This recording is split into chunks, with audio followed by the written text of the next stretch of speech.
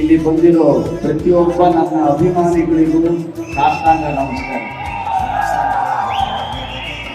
ಯಾಕೆಂದ್ರೆ ನನಗೆ ಅನಿಸ್ತಾ ಇತ್ತು ಒಂದು ಸುಮಾರು ದಿನದಿಂದ ಹಂಗೆಲ್ಲ ಸಾಂಗ್ ಆಗ್ತಾ ಇತ್ತು, ಯಾಕೆ ನೀವು 1.5-2 ವರ್ಷದಿಂದ ನಾವು ಕೇಳಿಸ್ತಿಲ್ವಲ್ಲ ಅಂತ. ಸೊ ನನಗೆ ಗೊತ್ತು, ನನಗಿಂತ ಹೆಚ್ಚು ಹೆಚ್ಚು ಖುಷಿ ಪಟ್ಟಿರೋದು ನನ್ನ ಅಭಿಮಾನಿಗಳು ಅಂತ.